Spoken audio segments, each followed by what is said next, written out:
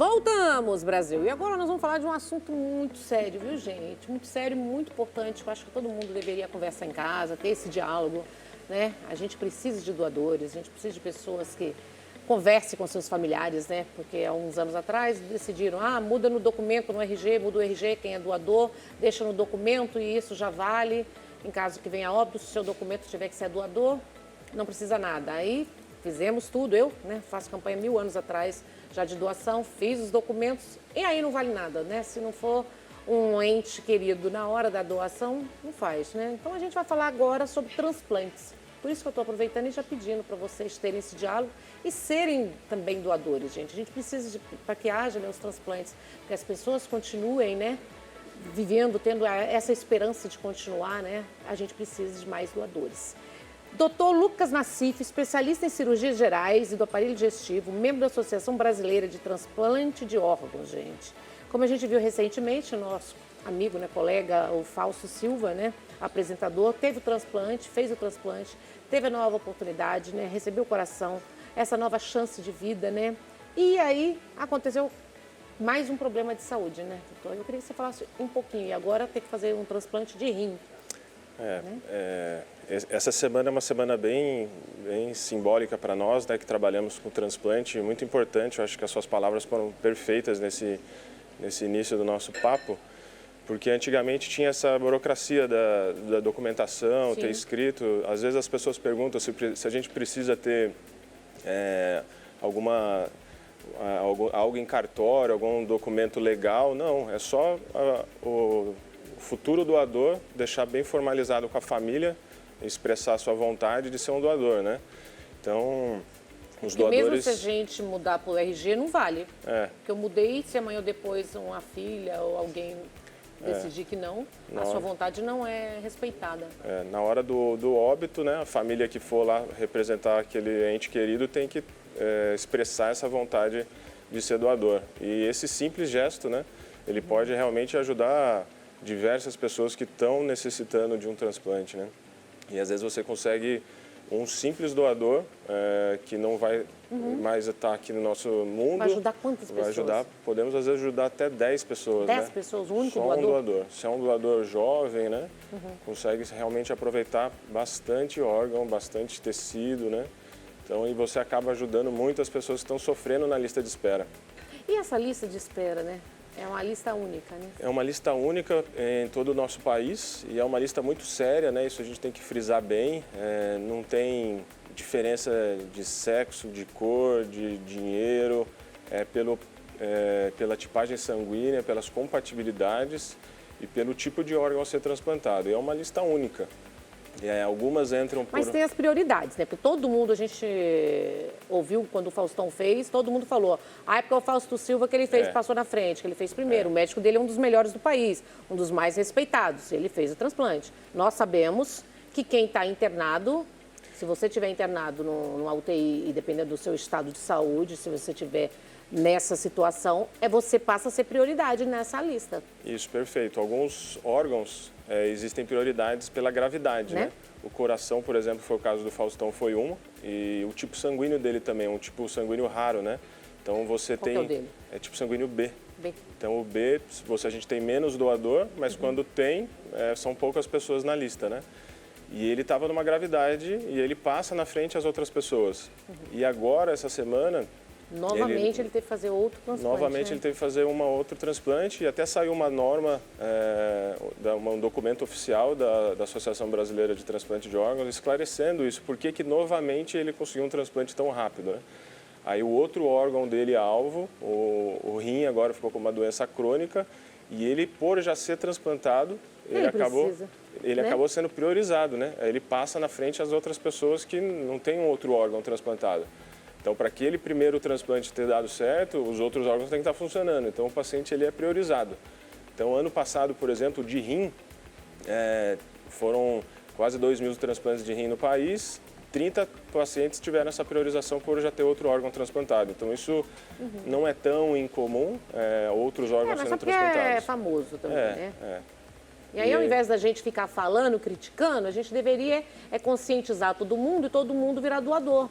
Isso Porque é. amanhã, se tivesse você na fila ou alguém da sua família recebesse, você iria ficar muito feliz. Então, acho que a gente não tem que ficar deduzindo, imaginando. É uma fila única que tem prioridades. É só entender. Se a paciente está na prioridade, se está internado, gente, dependendo da gravidade, como ele esteja, já passa a ser prioridade e passa para frente na fila. E essa doação que a gente está falando são doadores falecidos, né? Existem também algumas modalidades que são doadores vivos. Que as pessoas perguntam, mas eu posso estar bem? A gente está comentando no caso do Faustão, por exemplo, foram doadores falecidos, então as pessoas já tinham falecido. Então, ali a burocracia para liberar o corpo, para o enterro, só que se a gente tiver um pouco de compaixão pelo próximo, né, que a gente comentou até de 10 receptores, né, pessoas vão poder ser ajudadas com um ato desse de doação, né? E é muito importante isso realmente. E o que levou ele a ter que fazer? Ele teve uma insuficiência cardíaca, a primeira... Mas isso ele já teve, quando estava internado, ele teve que fazer hemodiálise, Isso, né? isso logo depois do transplante do coração, acho que Lembra, um mês ele já ficou. Então, desde acho que de setembro, outubro do ano passado, ele já ficou com o rim sem funcionar. Então, ele está desde o ano passado, já há alguns meses, fazendo a diálise 2, 3 vezes por semana. E aí, normalmente, quando se passa 8 semanas dialisando, o paciente pode ser beneficiado com um transplante de rim, né? E foi o que aconteceu com ele. 8 semanas, são 2 meses dialisando. Alguns de vários outros critérios, mas esse é um simbólico, 8 semanas. Mudou muito, né, doutor? Porque a minha mãe, eu vou falar para você, minha mãe morreu com diabetes, insuficiência nos rins, renal. Não pôde fazer porque ela não aguentava e vieram médicos oferecer, médica, uma mulher, oferecer, vender um órgão, um rim, para minha mãe que não conseguia, tá, gente? Falo para vocês o que aconteceu comigo. Ofereceu para mim.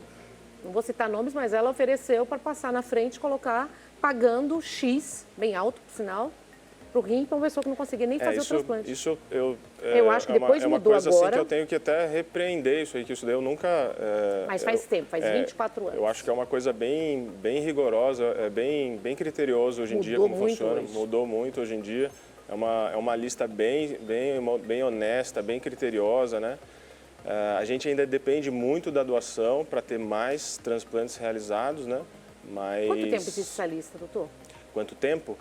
A lista do transplante renal, ele já, no Brasil, já feito já há 40 anos, pelo menos. Minha mãe tem 24, que faleceu. Ela chegou a ser listada? Ela estava já em hemodiálise, o quê? Uns 2 anos. É que o rim, você é priorizado você entra na lista pela a data que você entrou. Aí você fica aguardando chegar a sua época, né, do transplante. Já o coração, o fígado, por exemplo, se você está cada vez mais grave, você passa na frente das pessoas. Então, dependendo do tipo, tem um tempo que fica aguardando a mais ou a menos. Mas, infelizmente, há 20 anos atrás, 15, 20 anos atrás, a espera era maior mesmo e mais pessoas morriam na lista. As pessoas estão conscientizando? Está tendo mais doadores, doutor? Tem melhorado bastante, mas a gente ainda está bem para trás dos outros países. Por que a gente está barrando, hein? Acho que por coisas burocráticas e informação. Quanto mais informação, chegar mais essa informação que é um simples ato de você oferecer e falar para os familiares que você teria vontade de ser doador se você falecer, né? Mas tem melhorado, mas para ter uma ideia, o Brasil a gente está 3 vezes menos do que a Europa em números de doadores, né? Então a gente está 3 vezes menos? 3 vezes menos. Então a gente precisa muito, porque nós somos um país continental. Sangue, doutor. É verdade.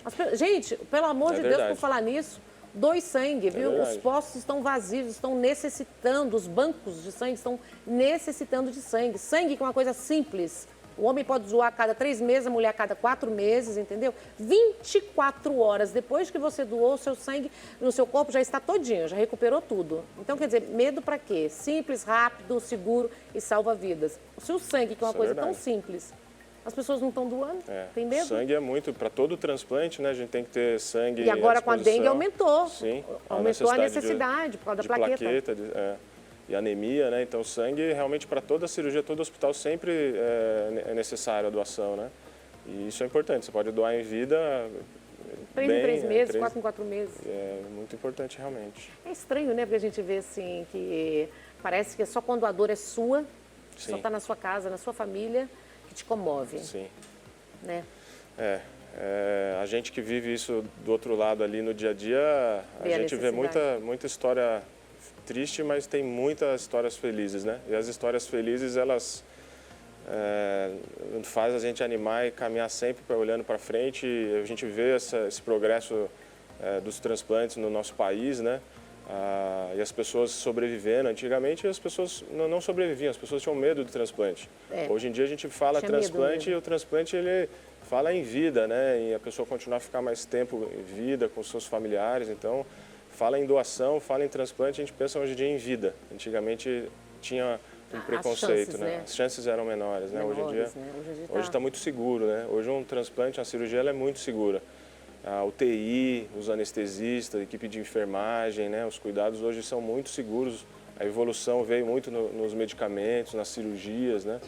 Então hoje é muito seguro. Como que acontece, doutor, por exemplo, infelizmente alguém na família veio a óbito, é naquele momento que você tem que avisar, onde você informa, como que você avisa? Normalmente esse doador, ele está num hospital e Sim. ele foi a óbito, aí tem a equipe de procura de órgãos no hospital. Em todos os hospitais? Todos, a maioria, É isso que eu tô infelizmente. falando, mas, por exemplo, se alguém quer doar, alguém está aqui nesse momento. Em São Paulo, na capital, são 4 regionais e aí essas regionais elas dividem por região, em 4 regiões a cidade, e aí os enfermeiros, coordenadores dessas OPOS, né, que são de procuras de candidatos à doação, eles vão conversar com os familiares, com os médicos, verem os exames, aí você avalia todos esses doadores, os potenciais, os candidatos a doadores, se eles realmente são potenciais doadores e quantos viram efetivos, né? O que é preciso, doutor? Tem que estar, por exemplo, geralmente a gente vê muito em acidentes quando acontece. Sim. Morte traumática, mas às vezes né? tem morte por acidente vascular, né? Morte cerebral, traumas, e aí precisa ter a manutenção, né? A gente precisa ter normalmente uma UTI, esses órgãos todos que estão lá precisam estar com bom funcionamento. E a gente avalia esse bom funcionamento com os exames, os parâmetros que esse doador manteve lá na UTI, se ele está tendo diurese, os parâmetros para bater o coração, para o pulmão, o fígado, se estão funcionando rápido, bem. Né, doutor? Tem que ser muito rápido, né? Quando, às vezes, o tempo do doador, o tempo que ele fica numa UTI, o tempo para ele virar doador, quanto maior esse tempo é pior. Se a gente tem um doador... Porque tem família que não consegue. Não, né? às vezes até pela doença dele, ele demorou ali, sei lá, uma semana para virar doador. Até 7 dias é um doador tido como bom. Passou de 7 dias, ele entra como um critério pior, mas não quer dizer que ele não pode ser um bom doador. A gente tem doadores até de 1 mês, 2 meses de internação numa UTI, que às vezes ele está vivo, com o cérebro funcionando, todos os órgãos funcionando, a gente está fazendo de tudo para que essa pessoa sobreviva, não vira doador, né? Mas aí, na história, quando ele virou doador, isso fica de passado o tempo de UTI, as infecções, o tipo de trauma, se tinha obesidade, diabetes. Então, isso tudo influencia para ser um bom ou um mau doador, né? O que é hoje que prejudica muito? O que mais prejudica? Você falou de obesidade, falou de diabetes? Uso de drogas, bebida alcoólica, tabagismo, a idade é um fator bem importante. Quanto mais idoso, menor a chance de usar todos os órgãos, né? Parada cardíaca, tempo de UTI, tempo de intubação. Então, esses são os principais fatores e depois a gente vai avaliando infecção, os exames específicos de cada órgão, né?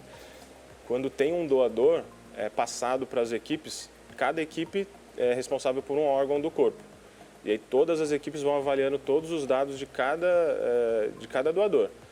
Então, um doador que pode doar, aquele que a gente falou que pode doar 10 órgãos, ajudar 10 pessoas, ele tem que ser um doador muito bom. Normalmente é um paciente jovem que sofreu um trauma, está poucos dias na UTI, né? Então, esse consegue doar normalmente todos os órgãos. Já um doador mais idoso, com mais comorbidades, vai ser um doador que vai doar menos. Os órgãos que mais a gente consegue aproveitar dos doadores é o rim e o fígado. Rim e fígado? Rim e fígado são os mais aproveitados. O povo doa pele também? Tem pele, tem centros de doação também de osso, córnea, né? Córnea também, na realidade, córnea é o primeiro, é o que mais tem doação.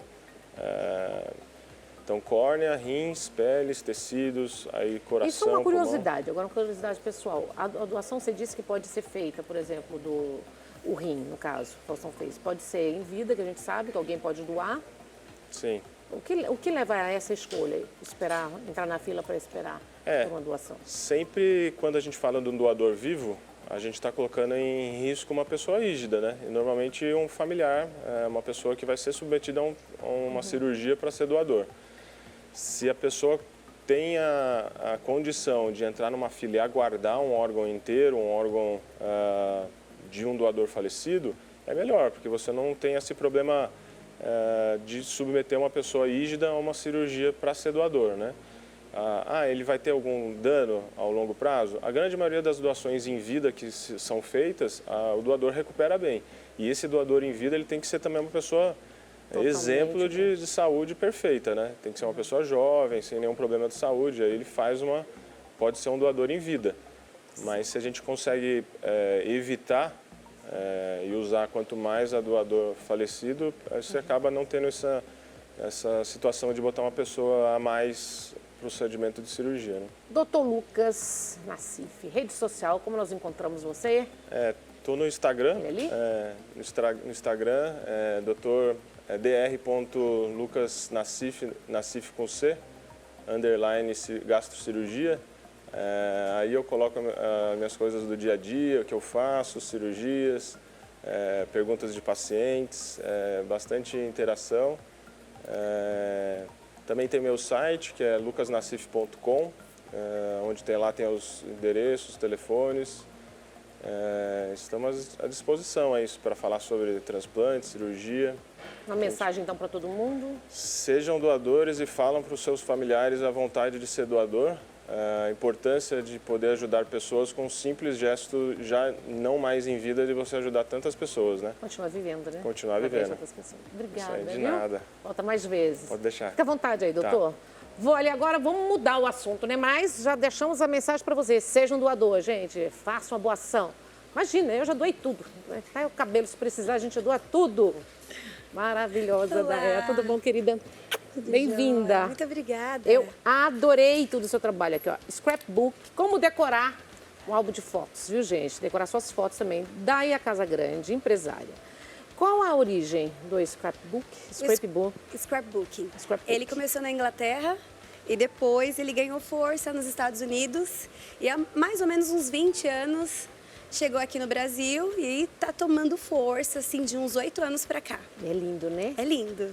Explica pra gente o que é. É para deixar as fotos mais lindas? É um álbum muito moderno. Isso, hoje em dia as pessoas elas têm as imagens, né? Elas registram um passeio, o nascimento de um filho, sempre deixam na tela do celular, na tela de um computador, no HD externo, enfim.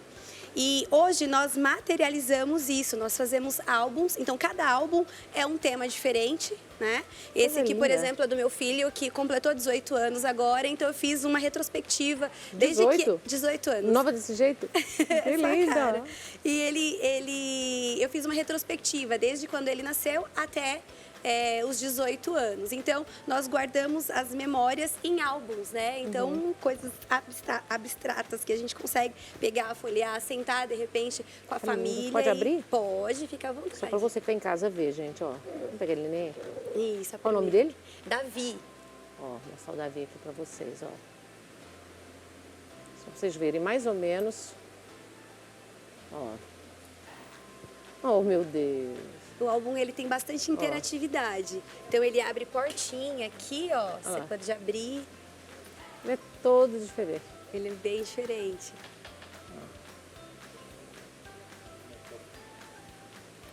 A gente é mágico. Sim. Né? Sim. É muito lindo. Ó. É muito diferente esse trabalho. É fantástico. Obrigada. Qual que você vai ensinar, maravilhosa? Hoje nós vamos fazer um bastidor, que ele pode se transformar também em um quadro, né? E você pode decorar a sua casa. Então, vamos fazer um bastidor, né? Um quadro sextavado e nós vamos utilizar, nós utilizamos papel, né? Papel para fazer, papel próprio para scrapbook, que são os papéis livres de ácido que não desbotam com o tempo. Afinal, memória para a vida, né? Hoje nós vamos utilizar o acetato. Tá vendo que aqui eu tenho uma transparência. Para fazer esse projeto aqui, você vai precisar de um bastidor, ele não precisa ser sextavado, tá? Mas você vai precisar de um bastidor. O acetato, que é esse material aqui, tá? Que ele é um plástico. E alguns recortes. Eu já fiz aqui, ó, já recortei alguns. E a gente geralmente tira de uma folha de scrapbooking, tá bom? Sim. Então, vamos lá. Eu já trouxe ele cortadinho. Isso, eu já trouxe ele aqui, ó. Você vai modelar ele de acordo com o seu bastidor, isso. Aqui, eu já passei também uma pasta com Não stencil. vai cair em água, hein? Daqui a pouco. Eu passei aqui uma pasta para modelagem com stencil, tá? Então, ele já tá seco. E agora, a gente só vai fazer a decoração. A gente sempre utiliza fotos, né? Que é o forte.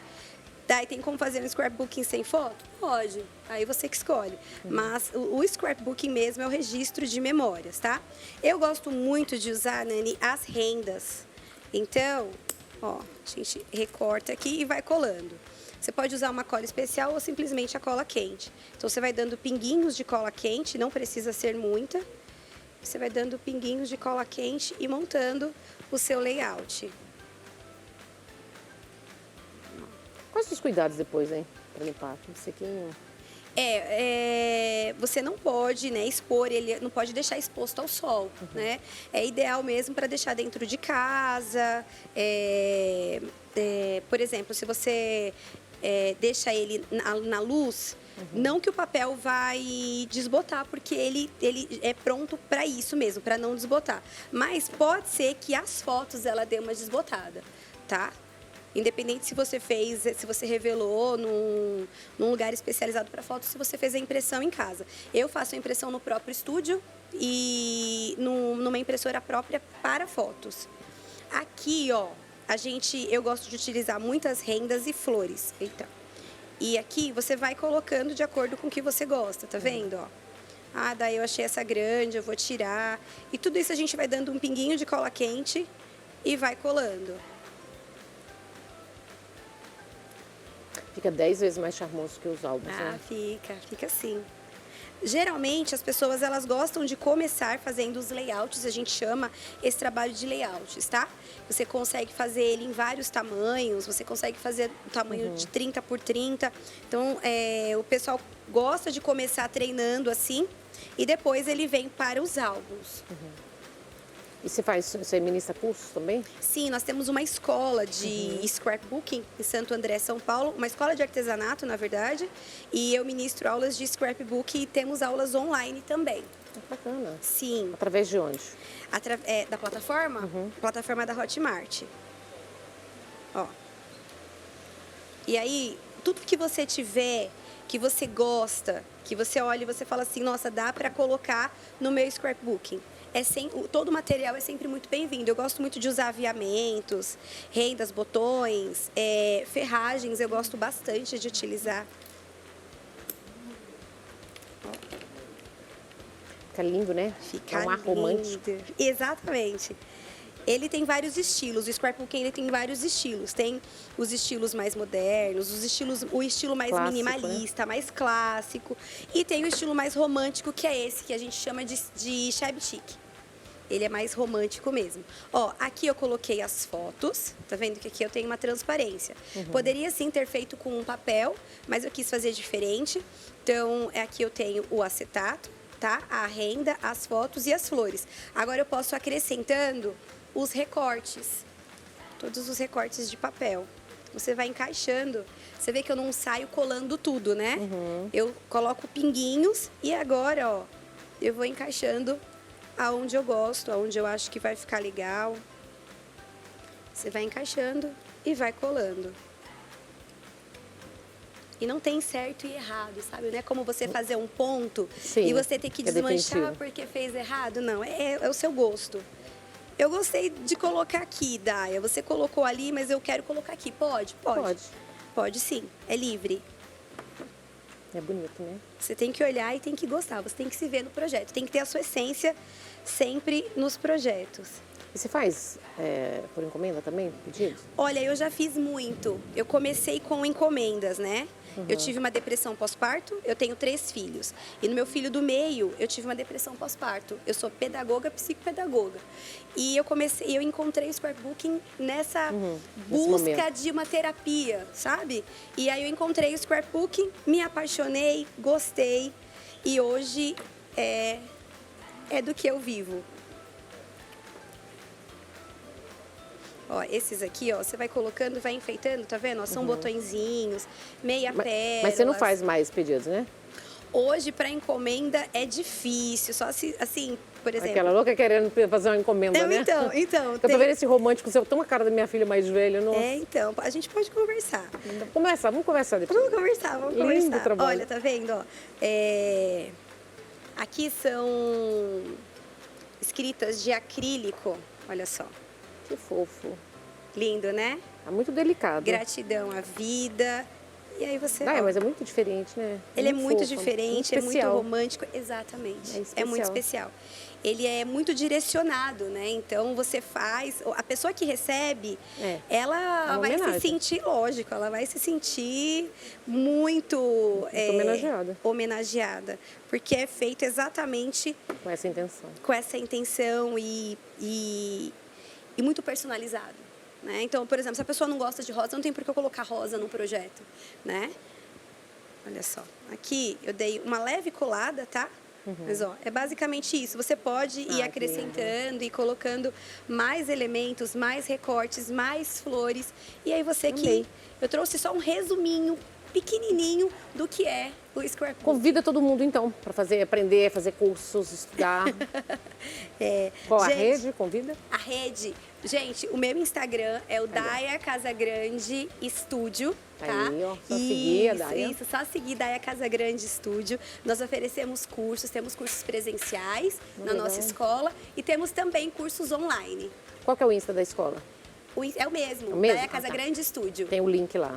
Isso. Aí tem o link na bio, tem o link direcionando aos cursos online. Adorei, Daia, achei muito fofo. Adorei estar aqui, obrigada. Sua linda. Parabéns. A gente conversa. É muito, muito, muito especial. Isso é muito lindo. Muito especial. Maravilhosa. Fica comigo, eu vou fazer um convite para vocês, gente. Olha só, não perca hoje às 20 horas o programa A Casa do Padre. Não é na casa, não. Eu fico na casa, mas é a Casa do Padre com o padre Alessandro Campos, gente. Além de todas as quartas-feiras, também a gente tem um reprise nos domingos às 16 horas. Olha só. Toda quarta às 8 da noite e domingo às 4 da tarde tem o programa Na Casa do Padre com Alessandro Campos, o padre sertanejo que conquistou cada canto de nosso país.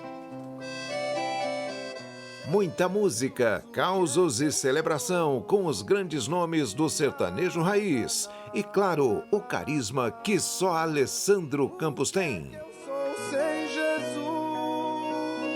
Na Casa do Padre, toda quarta a partir das 8 da noite e aos domingos às 4 da tarde. E dia 5 de março, próxima terça-feira, estreia o programa Padre Alessandro Campos, ao vivo, às 8 da noite, aqui na Rede Brasil de televisão. Não dá para perder. Que maravilha, gente. Já estava certo, é na Casa do Padre mesmo. Claro, Padre Alessandro Campos maravilhoso. Então, hoje às 20 horas e domingo às 16 horas o reprise. Combinado? Então faz assim, ó, vamos para o intervalo comercial, um minutinho só, não sai daí. Lembrando que tem muito mais para você. Tem roda do BBB, hein? A gente fica por dentro de tudo que aconteceu, quem foi eliminado, como foi a eliminação, né, Daia? Vamos ficar sabendo os babados, tudo. Daqui um minutinho só.